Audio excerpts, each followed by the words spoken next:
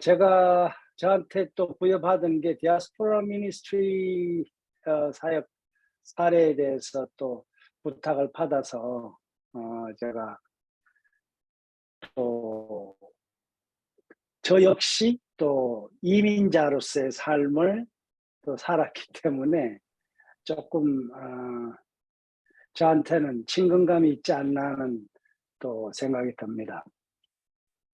그래서 저 역시 77년도 이제 미국으로 이민을 갔는데 갔기 때문에,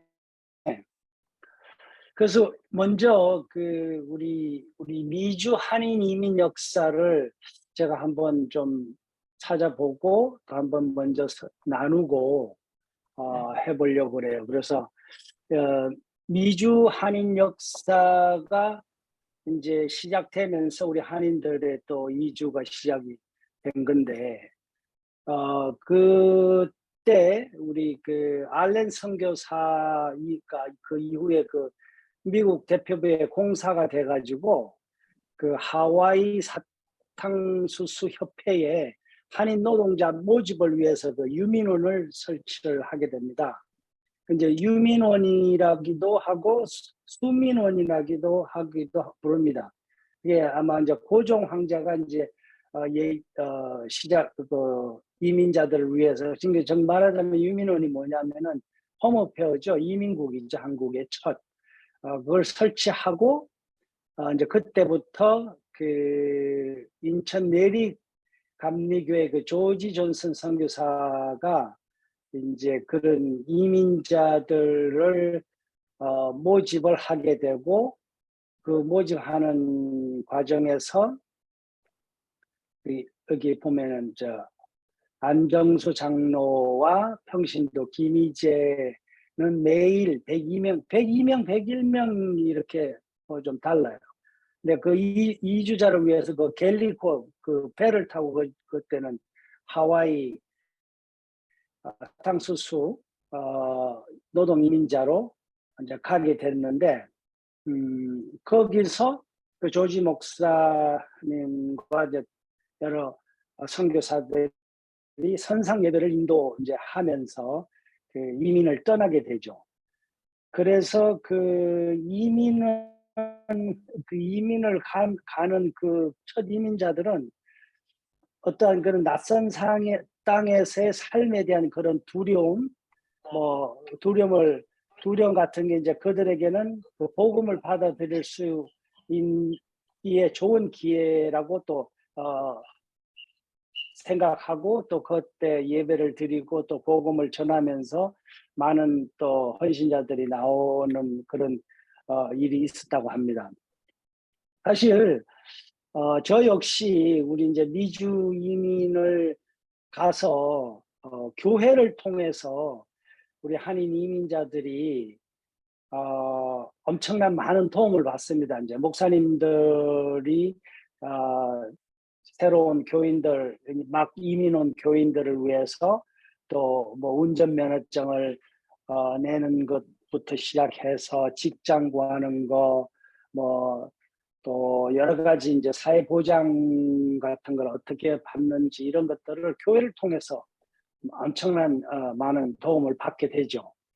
그렇기 때문에 자연스럽게 이제 교회 가서 예배도 드리게 되고, 또 이제 복음을 받아들이게 되는 그런 일들이 일어나고, 또 성경 공부도 하게 되고, 그래서 그 또 뭐 그 한인 교회를 통해서 한인 교회에 이제 또 한인 음식, 그 당시에 이제 한국 음식 먹기가 귀했으니까 이제 음식을 먹으러 가기 위해서 가는 분들도 많았고, 또 뭐 서로 담소를 나누기 위해서 가는 그런 하나의 뭐 공회당 같은 그런 식의 모임이었었죠. 그래서 저 역시 미국 이민을 간 이후에 이제 복음을 받았고, 또 그로 인해서 또 지금 이 자리에까지 와 있지 않나 하는 그런 생각을 해보기도 합니다. 그래서 그 우리 대충 한인 이민 역사 역시, 이주민 역사 역시 그들이 이민을 통해서 복음을 받아들이게 되는 그런 일들이 일어나게 된 것이죠.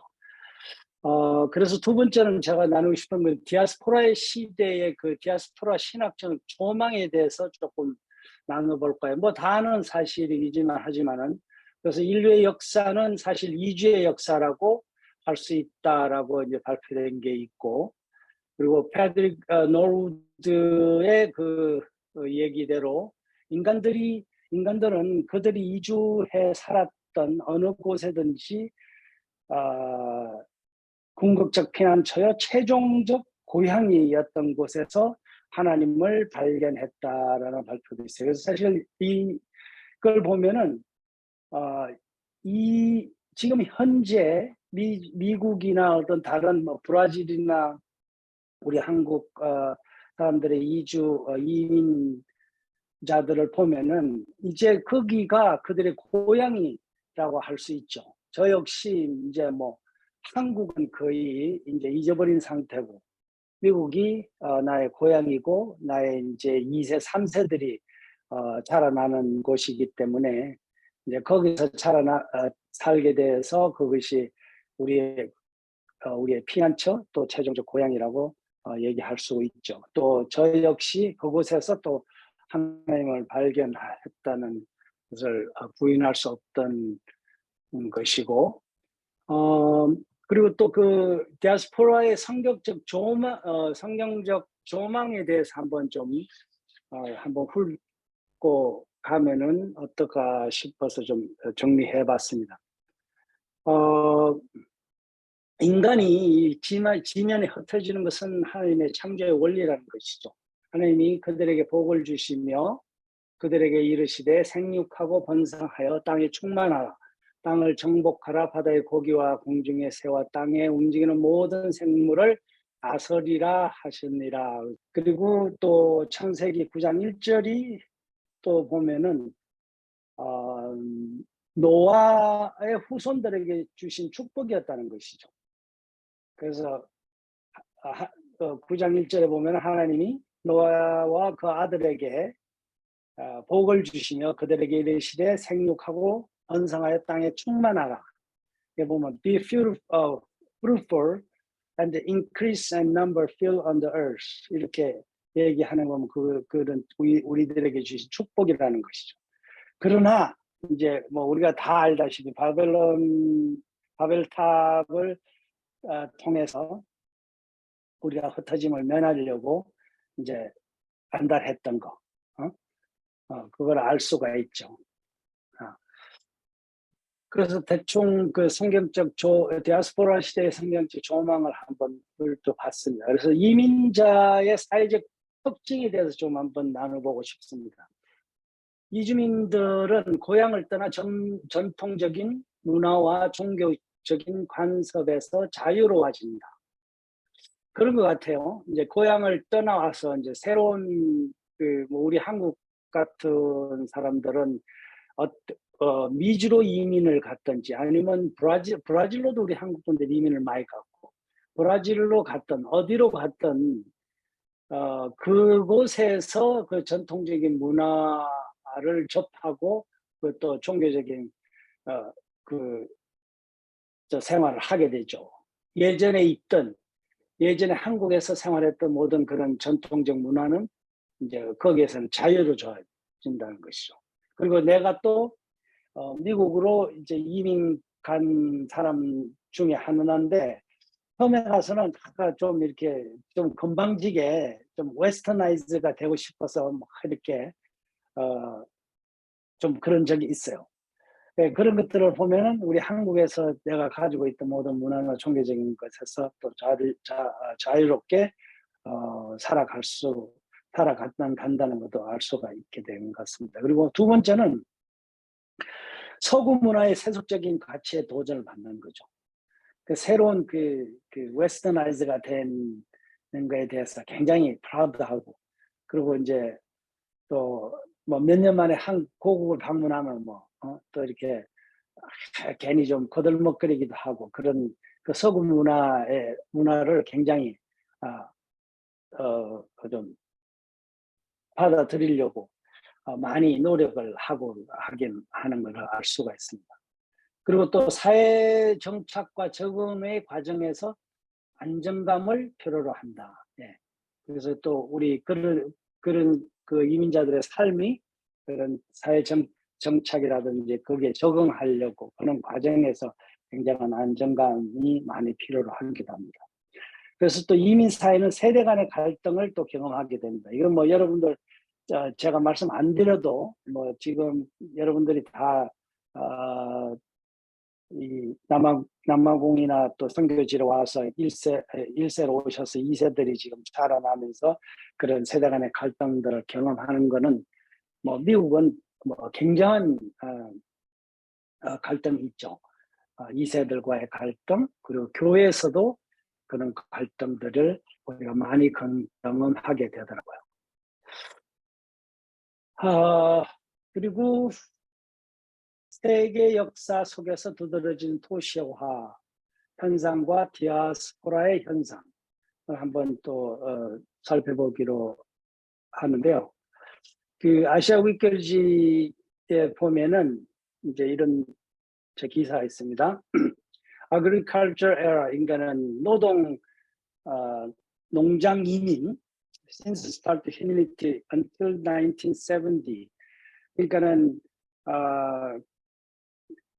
1970년도까지는 그 농장 이민들이 많이 시작이 됐고, 그래서 유럽에서는 굉장한 점프가 있었다는 거고, 그리고 70년부터 2000년대까지는 이제 공업 인더스트리얼 에라, 공업 그러니까 노동 이민들이, 노동이라고 그래야 되나, 인더스트리얼 뭐 기술 이민 이렇게 해서 많이 많았고, 또 2000년 그 이상으로는 인포메이셔널 에라에서 지금 같은 우리 그런 전문직의 이민자들이 많아진 걸 볼 수가 있고, 그리고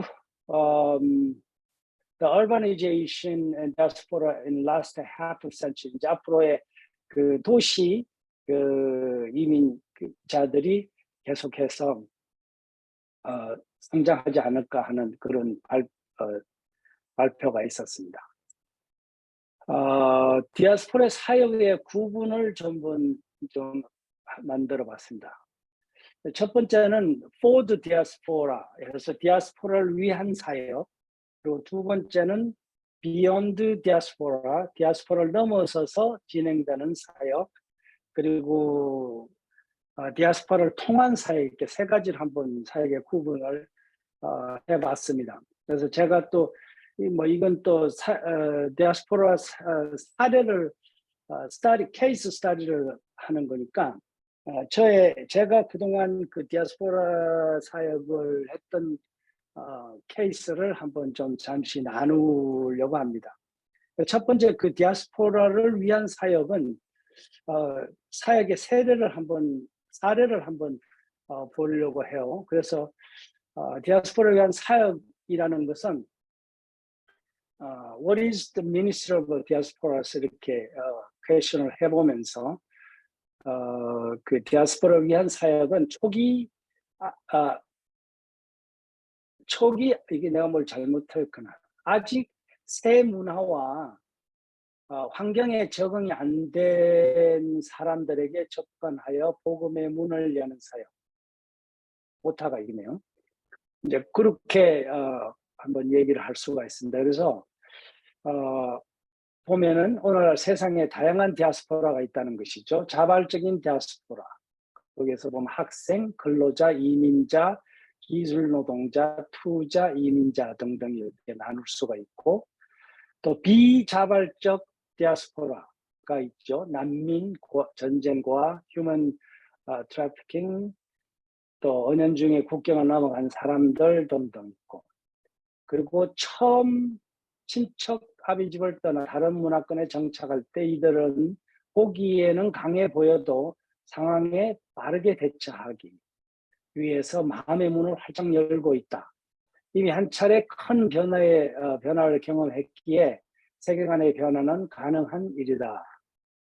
뭐 사실 지금 난민 그들 사역이 엄청나죠. 각 교회마다 미주에서도 각 교회마다 난민 단기 선교를 대해서 굉장히 포커스를 많이 두고 있는 것을 볼 수 있죠. 그리고 전쟁 때문에 지금 우리가 우크라이나 전쟁이라든지 등등 이런 전쟁을 통해서 난민들이 엄청난 자기들 비자발적인 디아스포라가 엄청나게 생긴다는 것이죠. 그래서 이들에 의한 복음의 사역은 광범위하게 진행되고 있다. 지역에 따라서 경제 상황에 따라 그들의 배경에 따라 사역의 종류와 접근 방식을 다룰 수 있지만은 성역신적인 사역과 복음의 능력이 많은 디아스포라에게 복음에 반응하고 마음의 문을 여는 귀한 일이 일어나고 있다. 이 디아스포라들의 이 복음을 나눌 수 있는 그 장점은 이들의 그 갈박한 심정 때문에 마음의 문을 많이 연다는 것이죠. 그렇기 때문에 제가 이제 그 케이스로는 2002년에 제가 필리핀 저기 캡타운에 있는 필리핀 그린빌리지 교회 사역 중에 짐바브웨 두 청소년 요한과 샨이 있었어요. 그 저희 교회에 나오기 시작했는데 이 아이들도 그 당시에 이제 짐바브웨에서 고등학교를 졸업하고 그냥 정말 한번 돈을 벌어보기 위해서 케이프타운 필리핀 와서 정착하면서 우리 필리핀 교회를 출석했는데 정말 이 아이들이 정말 이 고사 그 남아공 흑인들보다 더 열심히 신앙생활 또 봉사 헌신하는 걸 눈에 보이더라고요. 그래서 제가 사실 이 두 아이를 어댑터를 했고 또 그 외에 말라위, 콩고 뭐 이런 이주자들도 저희 교회에 많았었어요. 그래서 이제 많았지만 이 두 아이들이 특별하게 눈에 많이 띄고 헌신적인 신앙생활을 봤기 때문에 이제 일단 아답터를 해서 같이 저희 집에서 생활하면서 이 에코가 나네요. 괜찮으세요? 들리는데? 에코가 들리는데. 그래서 같이 신앙생활도 하고 저희 집에서 살면서 이제 신학교도 보냈고 그래서 신학교를 저희들이 4년 GTS라는 BA 디그리 BA 디그리 하기까지 공부해서 졸업하고 또 지금 우리 요한이는 케이프타운에 있는 자샤 제너레이션 교단의 목사로서 짐바브웨 또 순회 선교사로서 사역하고 있고 또 결혼해서 또 이렇게 두 아이를 놓으면서 지금 또 사역자로 잘 살고 있습니다. 그래서 사실 저희도 그 이 아이들을 어답하기 전에는 뭐 교회 전도사들 그냥 신학교도 그냥 보내면서 뭐 이렇게 그냥 학비만 주고 그냥 이렇게 오버시어로만 있었는데 제가 이제 이 아이들을 어답하면서 저희 집에서 같이 살면서 같이 이제 학교를 보내고 삶을 같이 하니까 이 아이들에게는 정말 그런 타국에서의 그 삶의 그 절박한 심정에 정말 엄청난 도전 또 여기서 내가 또 신학을 하면서 또 자기 삶이 또 바뀌어져야 된다는 그런 일들을 하고 또 사역에 엄청난 또 헌신을 했습니다. 우리 샤는 지금 2013년도에 같은 학교에 이제 졸업하고 또 감사하게도 그 우간다 또 선교사로 또 헌신을 해서 지금 선교사로 열심히 또 사역을 잘 감당하고 있고 또 2015년도에 우간다에 단기 선교원 자매하고 한국 자매하고 결혼해서 지금 딸 둘 놓고 또 이렇게 열심히 사역을 아주 정말 풍성하게 잘 하고 또 지금 변호사 공부까지 해서 졸업하고 이렇게 살고 있습니다. 그래서 이 아이들을 볼 때 정말 이 아이들이 그리고 나서 이 이후에 그 남아공 학생 둘을 다시 또 저희 집에서 데리고 와서 같이 공부를 고등학교도 보내면서 고등학교를 여기 세울비에 있는 고등학교 보내면서 했는데 이 아이들은 사실 실패했어요.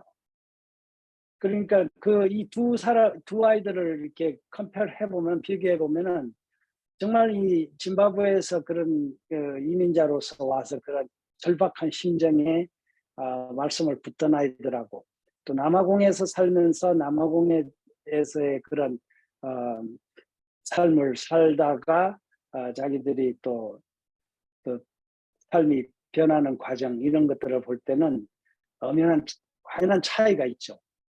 그래서 그 이민자들에 대한 그런 사역이 참으로 열매가 있구나라는 걸 이제 느꼈습니다. 그리고 두 번째, 디아스포라를 넘어서 진행되는 사역에 대해서 이때는 디아스포라 여러 네트워크와 시너지가 활발하게 만들어지고 활용된다. 그래서 디아스포라에 넘어서 진행된 사역이라는 것은 디아스포라가 이제 1.5세, 2세 그리고 3세로 넘어가면서 그들이 가진 잠재력이 이제 활짝 피게 되는 시기가 된다는 것입니다. 그래서 미국에 지금 보면은 뭐 3세, 4세까지 한인들 4세까지 나오고 있는 중이고, 그래서 또 이때는 보면 디아스포라가 더 이상 새로 옮겨간 사회 변방이 아닌 중심 세력으로 바뀌어지게 된다는 것이죠. 그래서 저희들의 2세, 3세들이 그 부모들이 이민을 와서 자리를 잡은 그 땅 위에서 중심 세력으로 되어 간다는 거죠. 근데 미국이나 뭐 다른 나라도 그렇지만은 지금 우리 한인 2세나 3세들이 그 사회 주 세력으로 또 변호사로서 하의원으로 상의원으로 자리를 잡아가고 있는 것을 볼 수가 있습니다. 그래서 이들은 자연스럽게 또 오타가 있네요. 자연스럽게 국제적인 네트워크를 만들 수 있으며 자신들이 가진 전문성과 비전을 다른 전문성과 연합하여 더 큰 그림을 그릴 수 있는 가능성을 다분히 주어졌다. 자신의 문화적 배경만 아니라 다른 문화권 사람들과 자연스럽게 어울리고 사역의 범위가 넓게 형성됐다. 이건 어떤 거냐면요, 제가 느낀 건데 우리 미주에 있는 한인 2세 교회들을 보면요, 한국 아이들만 있는 게 아닙니다. 중국, 필리핀, 미국, 각국의 사람들이 모여 있어요. 우리 2세들 영어 EM을 보면, English Ministry를 보면, 우리 한국 한인 교회들을 보면 한인들만 모여 있는데 한인 교회 그 밑에 있는 EM들은 보면요, 각 나라의 아이들이 다 같이 모입니다. 그래서 그런 것들을 볼 때 이제 그런 사역의 범위가 넓게 형성이 될 수가 있던 거죠. 그래서 사역의 시너지를 위해서 교류하고 정보를 나누고 다른 사역을 통해서 배우고 접목하는 이런 가장 기본적인 특성이며, 더 나아가 내 것을 내어줄 수 있는 스피릿이 형성되었다. 이게 다르다는 거죠. 이세들은 내 것을 내어줄 수 있는 스피릿이. 그래서 보면은 우리 교회의 꼬마, 지금 성경책 들어있는 꼬마를 보면 지난주에 자기가 나와 그 성경을 읽고 거기서 은혜 받은 것을 쉐어하는 거예요. 깜짝 놀랐는데, 그리고 또 우리 부쿠 패밀리에 보면 아이들도 이렇게 계속 다듬어 적어가는 걸 보고, 또 지난번 우리 그 청소년 그 한인연합 그 찬양 집회에 아들이 나와서 어른들, 형들, 누나들, 어른들 하는 거 보고 얼마나 저렇게 좋아하는지, 그런 걸 볼 때는 우리 1세들의 그 이민자들의 그 책임이 정말 얼마나 중요한 것을 다시 한번 알게 되는 시간이 되었습니다. 그리고 디아스포라를 통한 사역에 대해서는 그 디아스포라 통한 사역에서는 예수님을 영접한 디아스포라를 훈련시켜 구체적으로 예수님의 제자가 되게 하는 사역이라고 할 수 있습니다. 친척 아비의 집을 떠나 다른 국가나 환경에 가서 예수님을 영접한 사람들이 훈련되어 복음의 주역으로 쓰임을 받은. 그 사진에 보면은 제가 이게 이제 첫 말라위 이민자들, 케이프타운에 와 있는 이민자들, 형제들을 만나서 성경 공부를 시작하게 된 첫 12명의 청년들입니다. 이때만 해도요, 다 고국에 말라이의 와이프들, 식구들 다 있고 그냥 자기 단신으로 와서 이렇게 일하러 온 청년들이에요.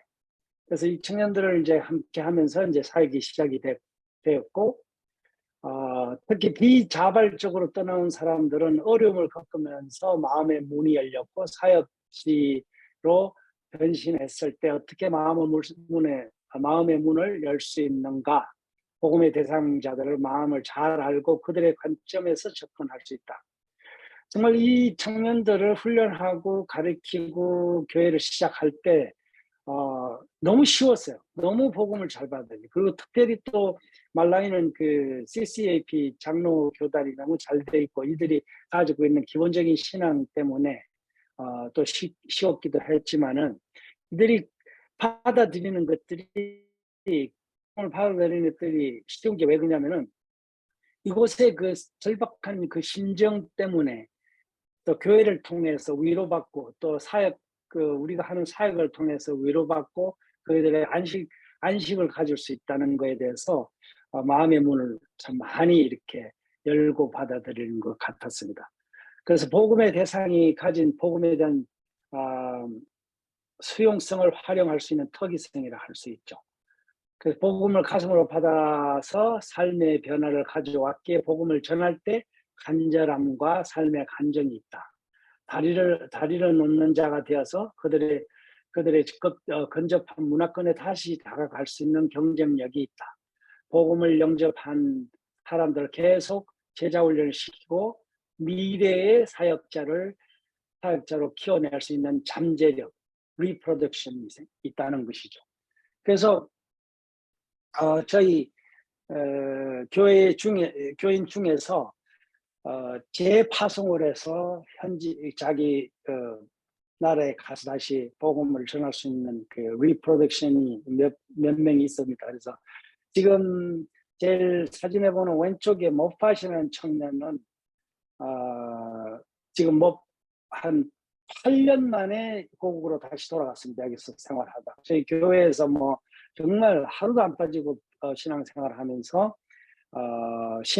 저희가 하는 신학교 졸업하고 또 교회의 체어퍼슨으로 또 여러 가지 사역을 잘 감당하고 지금은 가서 말라위에 있는 YMTTS 훈련 중입니다. YMTTS에 조인을 해서 그 블렌타에 있는 YM에 그래서 지금 훈련 중이고, 그리고 그 옆에 있는 청년은 그 워싱턴이라고 해서 지금 다시 또 워싱턴도 그 코로나 그 이후에 이제 어려움을 겪다가 다시 이제 고향으로 몇 년 만에 돌아갔는데, 또 우리 워싱턴도 전도 폭파 훈련도 받고 또 신학 훈련도 받고 또 여러 가지 또 교회에서 많은 사역을 감당하다가 지금은 그 자기 고향에 있는 교회 그 프레이어 하우스 인도자로 지금 또 사역을 하고 있습니다.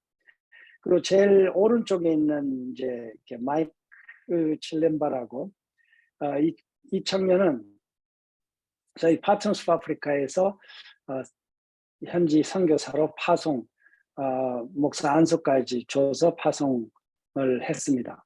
그래서 마이크 부부는 저희들이 이곳에서 훈련을 또 선교사 훈련까지 또 이 친구도 전도 폭발 또 신학교 훈련 잘 마치고 또 선교사 훈련까지 받고 우리 또 선교사 훈련을 또 우리 전성진 목사님 또 김인식 목사님 저희 GP에 있는 각 그 이사님들 또 대표님들이 돌아가면서 또 함께 한 달 내내 훈련 받고 지금 말라위 초등학교 성경 교사로 가서 사역을 하고 있습니다.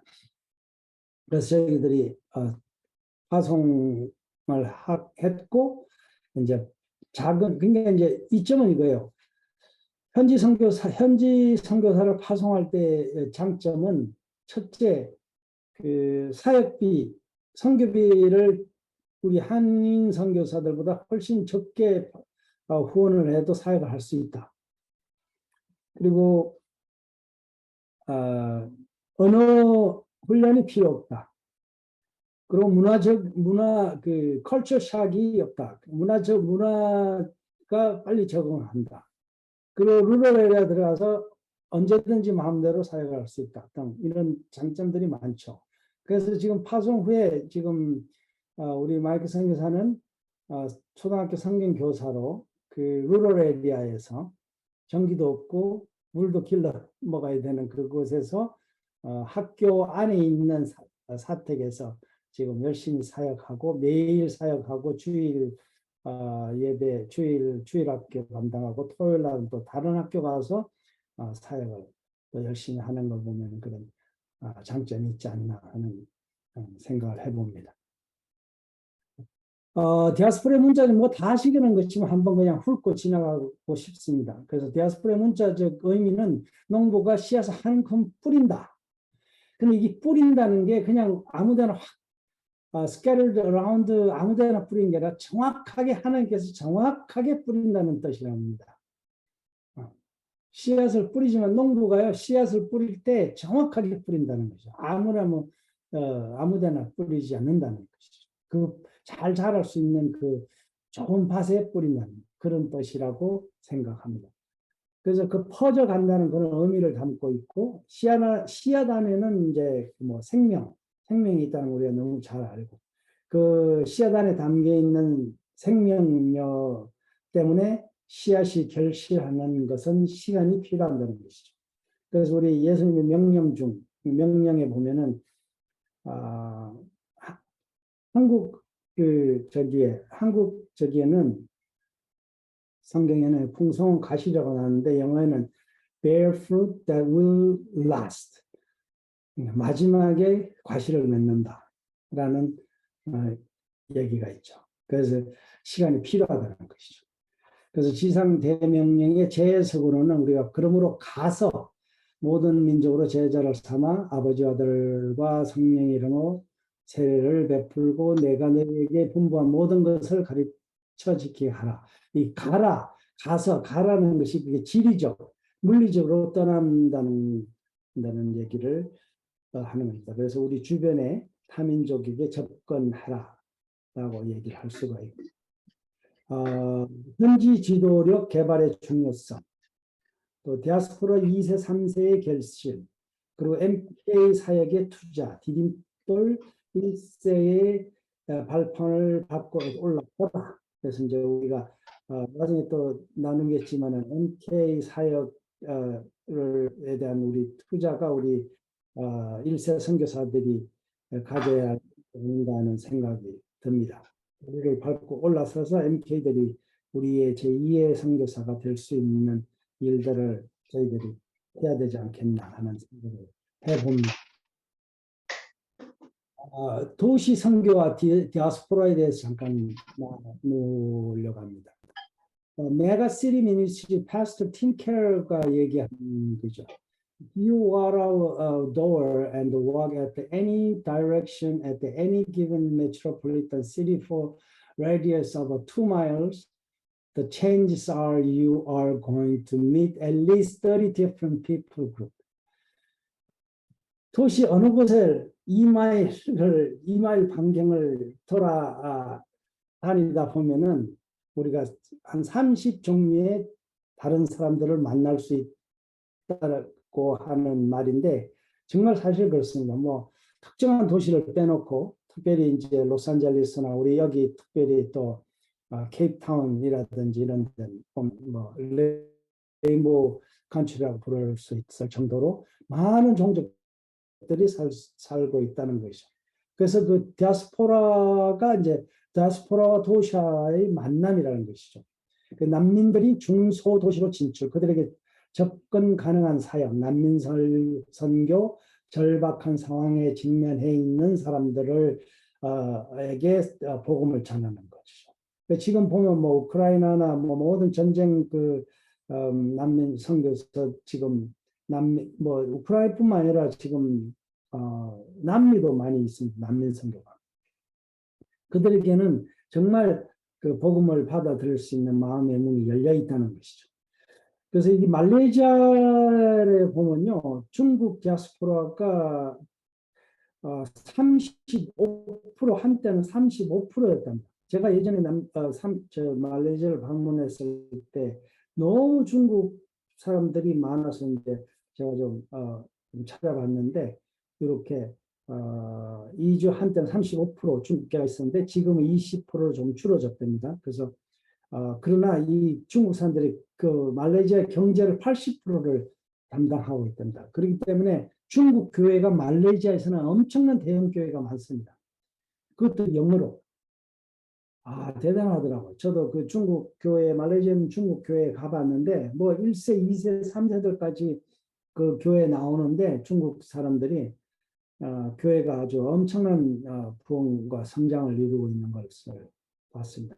그래서 이제는 모든 사람들이 도시로 이제 모여지니까 이제 시골에서부터 또 난민들 특히 이제 도시로 모아지니까 도시에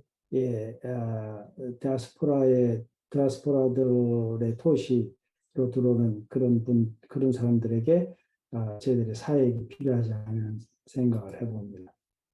그리고 유엔의 이주민 통계와 로잔의 이주민 통계가 차이가 좀 있더라고요. 그래서 유엔은 실제적으로 떠나간 사람들의 숫자만 통계를 냈는데 세 인구 75억 중에 3.6% 3억이 이주민으로 통계가 나와 있고 로잔 통계는 1세 아니라 2세, 3세까지 포함을 해서 약 7억이 됩니다. 그러니까 엄청난 숫자죠. 디아스포라의 숫자가. 그래서 이제 아까도 말씀드렸던 디아스포라의 잠재력 열매는 이제 후세 1세, 2세, 3세에 나온다는 것이고 선교 동원 훈련 영역에서는 우리는 일상에서 선교적 삶을 넘어 땅끝까지 열방의 소망이신 예수 그리스도를 전하는 일에 헌신한다. 선교사 지원이 정체되어 있는 도전 앞에 특별히 22,210명의 선교사 중 20대가 1%입니다. 안타깝죠? 30대가 7.4%에 불과한 것을 보면은 황금기 선교사 동원과 어울려 3세대 선교에 동참할 수 있도록 돕는 일에 적극 헌신한다. 참 쉬운 일은 아니죠. 지금 30대, 40대도 지금 우리 WF는 40대, 30대도 별로 없었던 것 같습니다. 그래서 우리는 현지인 제자들을 선교에 동원하는데 좀 힘을 써야 되지 않겠는가. 그렇게 생각하면서 현지인들 가운데 선교 운동을 일으켜 현지 성도들이 선교의 동반자로서 선교의 주체로 지상명령의 성취에 함께 헌신하도록 하는 일에 적극 헌신한다. 저는 그 예전에 그 김경래 선교사님 하신 그 MGM 미션 제너레이션 무브먼트 그걸 어떻게 다시 한번 하면 어떨까? 미션 제너레이션 무브먼트. 그 제목 자체가 너무 멋있고 공감이 가는 사역인 것 같아요. 혹시 김경래 선교사 안 하시면 또 제가 한번 해볼까 하는 생각도 들긴 합니다. 어쨌든 현지인들을 우리가 세워서 빨리 그들을 통해서 선교를 할 수 있는 일들을 해나가야 되지 않겠나 하는 생각을 해봅니다. 그래서 결론은 선교하는 공동체, 디아스포라 선교는 다음 세대의 현지인 리더로 하나님의 사람들로 세우는 선교가 되어야 한다. 그래서 사실 이제 제가 말라위에 지금 선교센터를 리더십 센터를 지금 건축하고 있는데 이거는 이제 완전 현지인 사역자들이 앞으로 향후 사역을 해 나갈 수 있는 그 플랫폼으로 만들기 위함입니다. 저희 한인 선교사에 가서 저기서 어떤 사역을 하는 게 아니라 저희들은 가서 티칭 트레이닝을 하고 정말 거기서 키워져 있는 현지인 선교 사역자들이 사역을 할 수 있는 그런 플랫폼을 만들어 나가기 위해서 지금 건축 중입니다.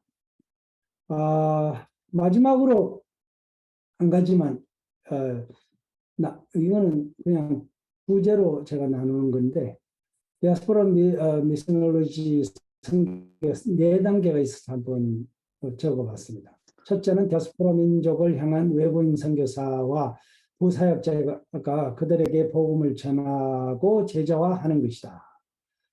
지금 나눴던 그 말이고 또 복음을 받아들인 디아스포라 성도들이 자기 민족을 복음화하는 것이다. 훈련받은 성도들이 여러 네트워크를 통해 자국과 타국에 흩어진 자민족 디아스포라를 한다.